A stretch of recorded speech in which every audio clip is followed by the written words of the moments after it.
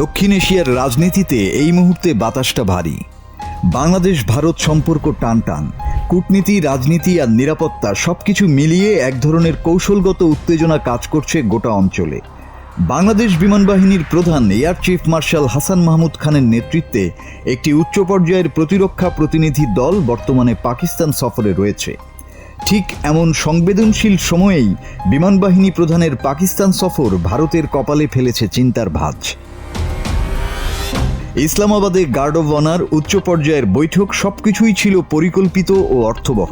বাংলাদেশ বিমান বাহিনীর প্রধান হাসান মাহমুদ খান এবং পাকিস্তানের বিমান বাহিনীর প্রধান জহির আহমেদ বাবর সিধুর বৈঠক ছিল শুধুই সৌজন্যমূলক নয়, বরং গভীর কৌশলগত। এই বৈঠকের কেন্দ্রে ছিল একটি নাম, JF-17 থান্ডার। চীন ও পাকিস্তানের যৌথ উদ্যোগে তৈরি এই মাল্টিরোল ফাইটার জেট এখন পাকিস্তানের প্রতিরক্ষা শিল্পের সবচেয়ে বড় ব্র্যান্ড। পাকিস্তানের দাবি, ভারতের সঙ্গে সাম্প্রতিক সামরিক উত্তেজনায় এই যুদ্ধবিমান নিজের সক্ষমতা প্রমাণ করেছে। বাংলাদেশও এখন বিমান বাহিনী আধুনিকরণের সন্ধিক্ষণে।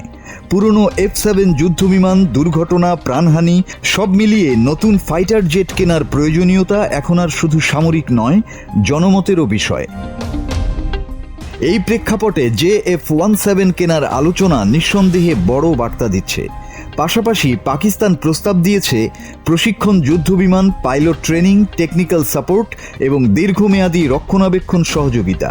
কিন্তু এই গল্পের আরেকটি গুরুত্বপূর্ণ অধ্যায় হলো চীন।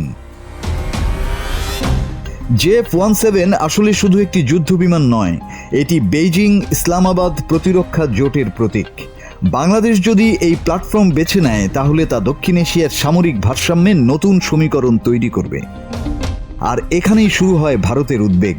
ভারতীয় বিশ্লেষকদের মতে সামরিক সহযোগিতা শুধু অস্ত্র কেনাবেচা নয়, এটি ভবিষ্যতের যৌথ সামরিক মতবাদ, পারস্পরিক কার্যক্ষমতা আর কৌশলগত স্বাচ্ছন্দ্য তৈরি করে।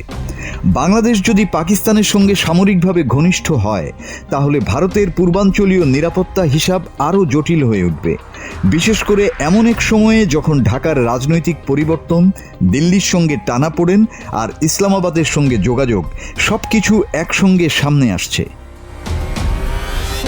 তাই JF-17 থান্ডার শুধু একটি যুদ্ধবিমান নয়, এটি এখন রাজনীতি, কূটনীতি এবং আঞ্চলিক শক্তির ভারসাম্যের প্রতীক। দক্ষিণ এশিয়ার আকাশে হয়তো আরও বড় গল্প লেখা হতে চলেছে। মাসুদ হাসান, বাংলা টিভি।